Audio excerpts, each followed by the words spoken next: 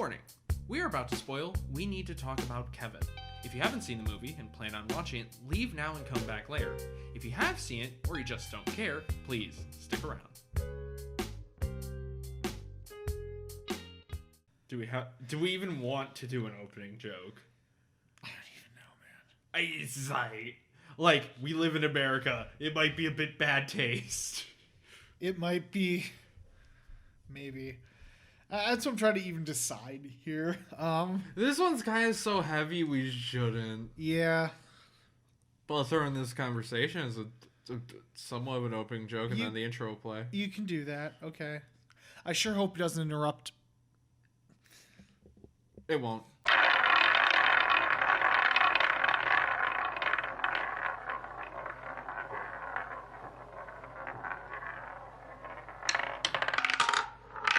Hello, everybody, and welcome to Cinema Roulette. I'm surprised you can sound happy while doing that. I know! Jesus Christ, audience, this is a doozy. Okay, so we gave a spoiler warning. The major spoiler we have to kind of say at the beginning because it is a massive trigger warning. Yeah, so if you don't want it spoiled, like we said, leave now. Yeah, if you really do want to see this movie, I do think it's good. Leave now. This movie covers the topic of a school shooting. That's it. It's that level of intensity. Somewhat abusive parenting as well is thrown in there. Abusive parenting, bad family relationships, shit like Neglect. Neglect. There's a lot of just terrible things going on. And child murder as well. Oh, yeah. Well, school shooting kind of implies that. Yeah. So, if any of those things are off your plate, I understand. See you next time, hopefully. Yeah. Sorry for the very intense movie. Yeah. So, this is the first one we've seen from Lynne Ramsay, the Scottish director. And, Jesus Christ. That's an introduction. And this will also be a little bit of a break from format because it's really, really hard to do a synopsis for this film. We should probably say the title first. We need to talk about Kevin.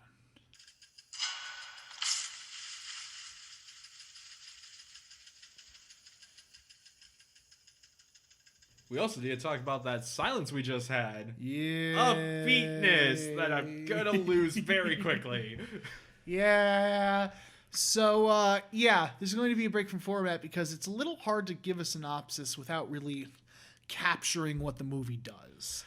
Yeah, if you think Pulp Fiction is out of order, oh boy. Oh, we got a surprise. Has Miss Ramsay got a surprise for you? Yeah. Jeez. Time is kind of irrelevant in this movie. It does. It quickly becomes irrelevant and hard to follow. Yeah, because it jumps back and forth very rapidly between the past and the present. Yeah. I mean, it does kind of slow down after the first act. Yeah, that first act is a bit of whiplash, like back, forth, back, forth, back, forth. Where you're very much trying to add up what's going on.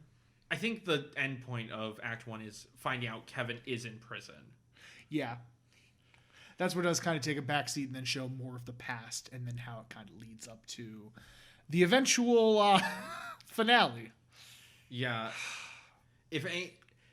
The best summary I could have is... Oh, forgot to bring the notes up with the names. Shit. Good job. Didn't think I needed notes. Ava is the main character's Eva. name. Eva, you're right. I just forgot the dad's name. The daughter's name kind of doesn't matter. I wonder what the son's name is, though. I don't know. Franklin. Okay. Eva and Franklin, two people who met, they got married, had a kid. Kid sucked. Name was Kevin. And just saying he sucked is kind of an understatement. He literally just had it out for his mother and would do anything to piss her off. Yeah, straight up a sociopath from when he was a little kid. Yeah. So. Literally just did anything to drive her mad. Yep. The only time he listened to her is after she broke his arm out of anger. Yeah. And later on in life, they had a daughter. Kevin immediately hated her too. eventually killing her guinea pig. And also causing drain cleaner to pour on her eye, making her lose one. The daughter, not Yeah, Tilda Swinton. the daughter. Franklin throughout is a very distant father and not very much involved, and often took Kevin's side. He was very much a deadbeat dad and was completely, completely blind to what he was actually doing. Mm-hmm. And the only time Kevin really showed any closeness to his mother was when reading a book about shooting a bow and arrow. I think it was literally Robin Hood. Was it Robin Hood? Pretty sure. Did Robin Hood kill that many people? No. Okay, then it might not have been Robin. I don't remember Robin Hood having blue demons either. Well, it says when Kevin is confined to bed with a fever, Ava reads him Robin Hood when Robin competes in Prince John's archery contest. When the fuck does Robin Hood fight blue demons? I don't think he fights blue demons. I think that was like a metaphor, like a blue demon or something. Oh, okay. She does kind of whisper in that scene. Yeah. I apologize. And then Kevin gets into bows and arrows, and as he grows up, he gets more and more into using actual bows and arrows. Finally, setting something up for school, he locks up all the doors before a prep rally and shoots up the school. Yeah, because his excuse for the locks is like, oh, I found them for cheap online. I'm just going to resell them all to make money or something. Yeah. But no, it's literally to trap everyone in there and just open fire. And afterwards, he also killed his father, little sister. Mother was the only one left alive. Mm-hmm. And the 2 years he's in... Well, I think we only see the first year he's in prison. The movie ends with him on his second year of actually being in prison. And we see, too, that because he's killed kids, he got, like, beat up and shit. Yeah, or he's starting fights in prison. It's never said why. Mm-hmm. Everyone in town, like, looks at Eva with a very evil... Well, a very mean glare because, well, her son shot up the school. And caused the deaths of a lot of parents. A lot of parents' kids. A lot of parents' kids who probably, since this is a small town, all know each other. Mm-hmm. So, yeah. I would have moved out. I would have, too. Like, honestly. And that's a discussion we can probably get into when you're done with the synopsis. But yeah, I know we said we weren't going to, but yeah. This is the best way to kind of keep at least some content. Mm-hmm. Some context. Because we'd feel bad just completely skipping what it's all about.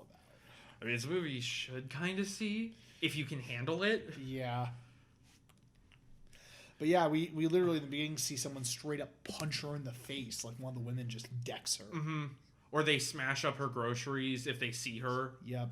At an office party, one of her coworkers comes up and tells her, you really want to act with such a stick up your ass? No one will love you after what you did. Yeah. And I think he calls her a bitch, too. Yeah. So, like, a stuck-up bitch. Yeah, stuck-up. Oh, my God. Holy shit. I'm honestly confused on how the movie ends. Because it's 2 years later and she finally gets to talking to Kevin. Mm-hmm. And he says he doesn't even remember really why he did it. Because before they were just kind of sitting there looking at each other. They wouldn't even look at each other most of the time. But that was the first time they actually talked. So, and then she hugs him and then walks out. Walks out into blinding white light. Yeah.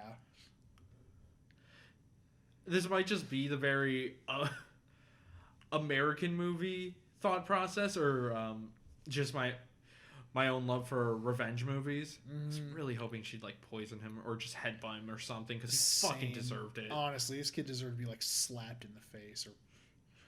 Ugh. Like he's just irredeemable.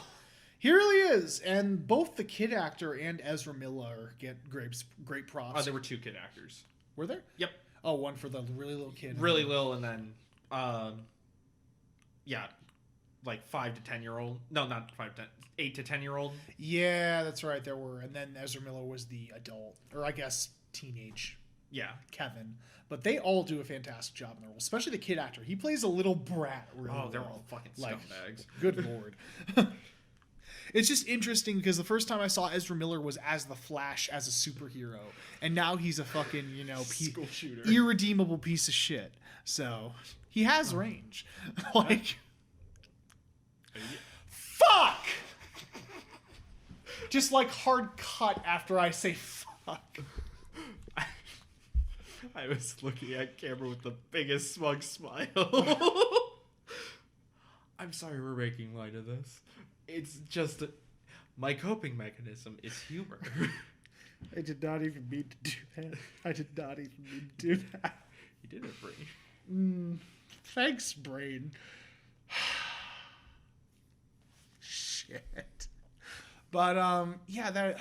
Fuck me. Anyway. Are you saying we should get to the point? Yes.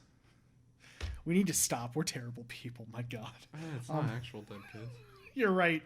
It's fiction. It's fictionalized dead children. That just makes it better. Exactly. I'm sure. But yeah, and that is something that was interesting because, you know, a lot of times during like a school shooting, if it's like a family member that goes crazy and kills people, like, you know, a lot of that hate and anger falls back on the family. Mm-hmm. And that happens a ton in real life, and most of the time it's completely uncalled for. Yeah, like I honestly, I would understand the town kind of hating the mother if she's the only one that raised Kevin. Yes. But Kevin also killed her little daughter and husband. Yeah, honestly. And I think like a lot of that, there's probably a psychological term for it. I don't know what it is, but yeah, they were just like... since she's the only really survivor, they're just taking their anger out all on her entirely. Mm-hmm. Like, it's her fault for raising such a monster and stuff like that. And that's just not fair in a lot of cases. Like, people, when shit like that happens, don't even realize that the turmoil that the families go through. Yeah. Like, and that was just something interesting that was addressed in the film. And I like that at the beginning, the kind of mystery to it. Like, why is everyone just glaring at her? Like, everyone was, like, turning and looking at her. Like, the guy mowing his lawn was just like... Like, he didn't even want to wave hi type deal. Yeah, like, she waved hi to him, and he just kind of, like, reluctantly went, eh. Also, that synopsis, I said, take that and put it in a blender and then lay it out. That's how it was told. Yeah, and it's really brilliant, too, how it's told out of order as well. I really liked that. Yeah, it still worked. It still worked. Like, the build-up and everything, and as the mystery slowly unraveled. I don't know why I kept wanting to say unveiled. Unraveled. Unveiled works. That works, too, but... As the mystery slowly unveiled, you do kind of put two and two together. Like, it's not obvious at first what's happening. But you could figure it out. It does show the school and what... You could at least imply Kevin hurt students. Yes. Like, because they keep coming back to Tilda Swinton running through the big crowd of people, ambulances, bodies being carried out. But we don't actually see that it's arrows until the finale, sticking out of the dead bodies. And Jesus, is it graphic. Like, they even show the dead kid's body. Yeah, because the little sister's like 7. She's like 7, and yeah, they straight up show her body riddled with arrows. I'm just like... Well, it wasn't riddled. Well, it was one arrow, but Jesus.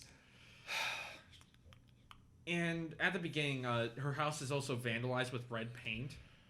I was kind of taking that as the symbol of she feels it's her fault and something she'll never be able to scrub away. Yep, and that probably was symbolism too, but yeah, I think the explanation for as to why it was there is it was vandalized. Mm-hmm. So... There was also a very clever color.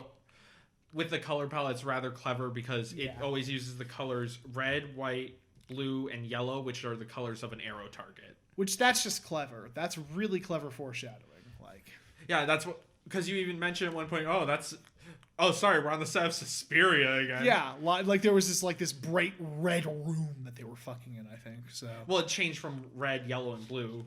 Yeah. So does that mean they're the white? Sorry. Yeah.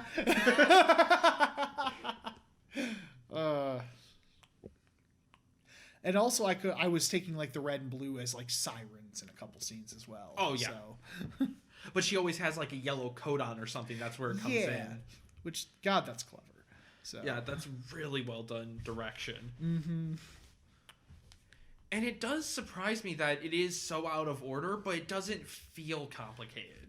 Yeah, like it jumps, like we said, especially in the first hour, it jumps back and forth quite often, but it never, like, you never get too disoriented. It's disorienting a bit, but you never, like, completely lost. Yeah, mostly just pay attention to Swin's hair. Yeah, that's a good indicator as to where they're at. Still never really explained the tomato festival at the beginning. She used to trap. Remember when she's yelling at Kevin? Mm-hmm. When he's just really young, it's like, I would be in Paris right now if I wasn't dealing with you. She used to travel more, I think that implies. And something I noticed on the wall as well as in the travel agency when she applied or whatever, that country was the same country that held the Tomato Fest. Yeah. So It's a nice touch. yeah.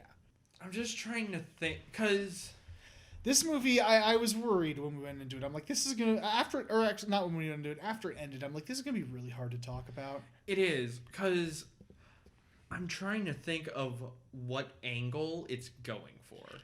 Yeah, like, is it just like a straight up psychological thriller where it's like we're in the mind of a killer or in the background of that, or is there some deeper theme to it? Well, there is probably deeper theme. Yeah.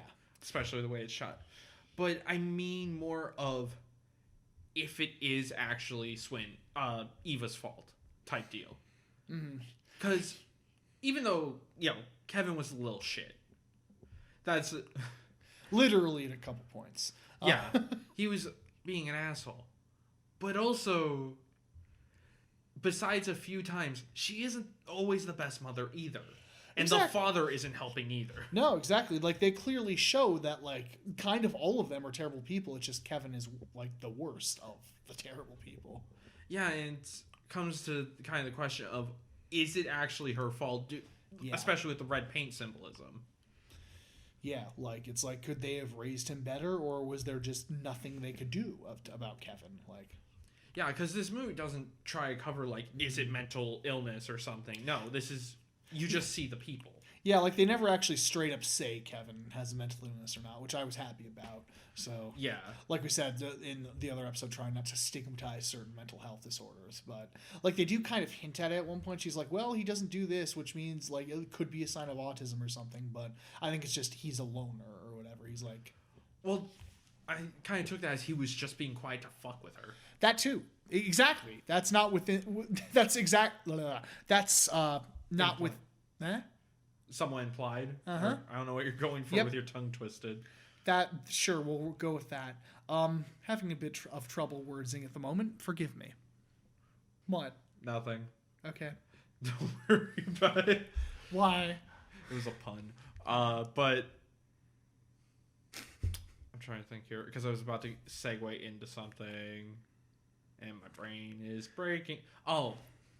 There is a moment of commentary about the audience that I do really like. What's that? It's where she's seeing Kevin on TV, and you don't know if that's a dream or not. It's never even fully explained. But where he says, like, would anyone really be watching if I just got straight A's? Yeah, that was a really thought-provoking moment. Like, that one kind of made me smack and go, Yeah, it's kind of just dangling in the audience's face like, oh, you're probably tense or you're worried about what this is. But you know you want it. You want whatever the fuck I did. Exactly. That's why there's all these, like, programs in the first place about, killers and getting in the mind and stuff. It's because you guys love this shit. Maybe that's kind of the point. Mm-hmm. Sort of like, yeah, okay. That's why we watch some movies, especially, like, psychological thrillers or dramas, is we get that... We see that violence or whatever, and we see the aftermath. Yeah. But you don't see the before. All the shit that happens beforehand. Like, some movies do hint on that, but yeah, you're right, a lot of times it is not. So you don't see the turmoil of the family before all this goes down. Because it's not like just someone wakes up one morning and goes, I'm going to kill people today. Yeah. It is very much like a buildup of shit, like, over time. Like, over a long period of time, stuff builds up. And eventually, if some people, go crazy and do crazy shit like that, it's scary. So, it's like, it really gets into, like, what drives a killer? What makes a killer? It's that whole question, I think. So. Yeah, and also a question if it would have stopped if we just did stop and talk about Kevin. Yes. Because Franklin wants to ignore it. Yeah, he's just like, whatever. Basically the whole time he's like, it goes like when he threw all the paint in a room. He's like, he said he was sorry. He was just trying to redecorate. Yeah, where Kevin literally throws her words back at her. Yep. Or when like the guinea pig gets killed, he just ignores it. Yeah, and kind of plays it up for laughs too. He's like, it's gone to heaven or whatever. Ha ha ha! I'm laughing along with it. So yeah, it's just if they did take the time to actually talk about what was going on and deal with it, would this have all happened? Exactly, and that's kind of the question, isn't it? It's very thought provoking. This movie clearly. So, Because, I mean, we need to talk about Kevin. We do. We need to talk about Kevin, so... I guess that is the thing, too, of it. There is no exact blame placed. Yeah. Is it the absent father? Is it the mother who could have tried harder? Is it just Kevin is a psychopath? Mm-hmm. Well, it's up to the viewer, I guess. Yeah, so that's the thing. It leaves a lot of those questions completely ambiguous. So, Or is it society? Is it society? Like Christian Slater says, society. And Heathers. If you haven't seen Heathers, go see it. Great movie. Fun movie. But, yeah. Shit. Yeah, this movie's just hard to talk about, and I feel like it feels weird doing a first impression of it. It does. I don't know if I'm saying shit wrong. Yeah. Like, we could be taking this completely the wrong way, but... Or a way the director didn't intend. Yeah. There's no wrong way to take art. There Eye of isn't. the Beholder and all that. Yeah, but that's just kind of the wonderful thing about art in general is that like it's very much up to like you can interpret things in ways that like the author or director or whatever didn't even intend. So yeah, like how people take Fahrenheit 451 as this big thing on censorship, and the author has admitted multiple times he just hated TV and radio. I do love. I forget if it was the guy who did Fahrenheit 451 or what was the other big one? The 1984? 1984 or something like that. But I forget which one it was, but one of those authors, like someone was telling them how it could be interpreted, and the author said like, no, that's not it. And then he said, yeah, it is, right to his fucking face. Oh yeah, that was Fahrenheit 451. That was him. Okay, I thought so. I forget not director. The writer. The author's name. Isn't he the same guy who did the one Halloween book? Gotta be more specific there. I forget the name of it, but anyway, continue. Sorry. And with the movie, besides the story-wise stuff, technically, movies looks fantastic. Mm-hmm. The colors really pop for such a dark story. Oh yeah, the cinematography is gorgeous in this movie. The soundtrack is really well done, and also the use of silence is fantastic. Oh yeah, yeah. Because the soundtrack, when it's not being all ominous and stuff, apparently the original songs were composed by one of the members of Radiohead. Really? Yeah. Huh. And when it was not that, it was using like all these old like 40s and 50s songs. So. Huh. Radiohead? Yeah, the guy from Radiohead, believe it or not. That's an odd choice, but it worked. Right. It did. He did a really good job. It was, yeah, I forget where I read that. Yeah, Johnny Greenwood of the band Radiohead composed the film score. Huh. Ray Bradbury was Yeah, for I thought that was his name. Yeah. He did the Halloween book Something Wicked This Way Comes. Oh, nice. That's what I was thinking, because I've read that book, so. I read Fahrenheit 451, most of it. Nice. Is there a book I actually finished? Hold on. Is there a book you've actually finished? For school, I think I did finish To Kill a Mockingbird. Okay.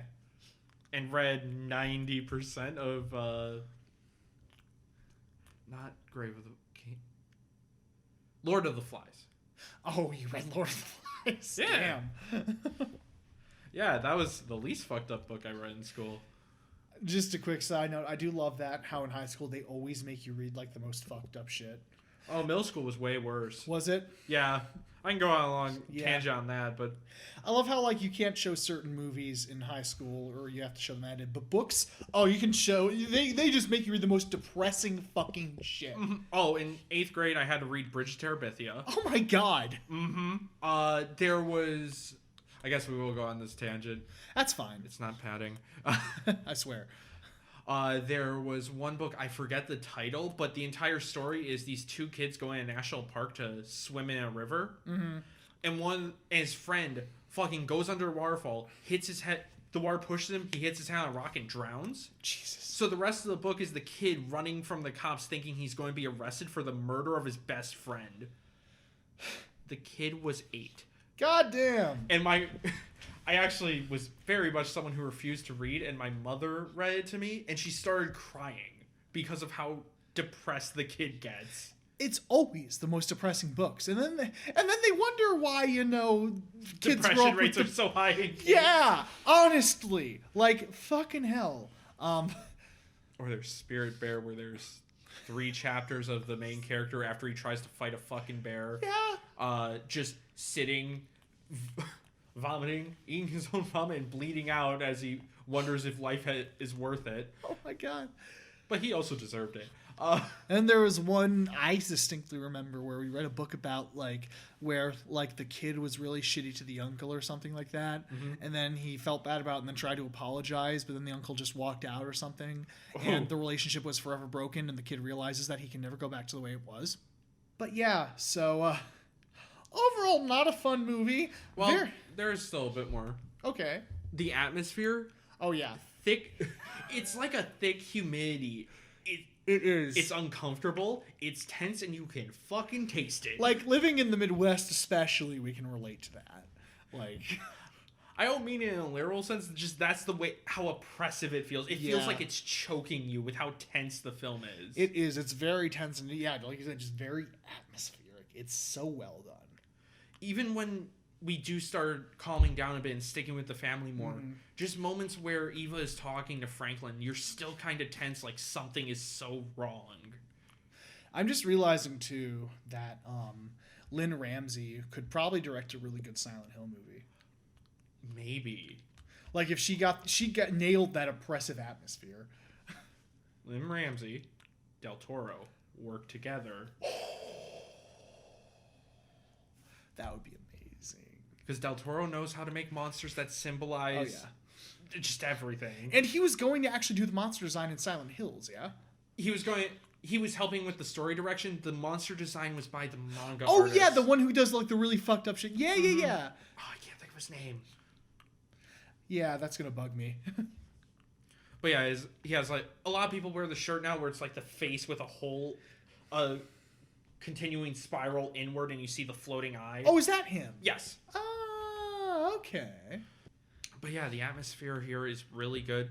It'd also be nice if I didn't know the twist at the end because my brother is a cocksucker where I was telling him what movies were on this wheel and I say, hey, one of the movies is we need to talk about Kevin. He goes, oh, you mean the one about the school shooting?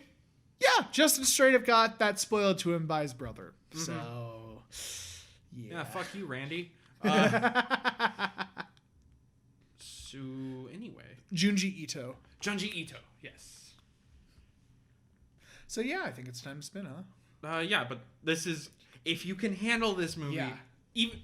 I will say, even knowing the twist, the film is still super tense. Yes, it's still really good. So, even if you know the twist, seeing how everything plays out is still, worth it. So. And also allows you to look more into the symbolism or the things that it shows before actually revealing the twist. Yes. So, yeah. Anyway, I'll start the recording of the screen. Okay, I don't know why we're talking like film cow all of a sudden. I don't either. This is the last spin of the director wheel before we go back to the sellout wheel. Sorry, I hiccuped. You're fine. I did that a lot during the last episode. So. Yeah. So we'll see what we get to finish off after 2 very fun movies. Please be something uplifting or fun or just not heavy. I'll take a Dario Argento movie. Just something. Spin.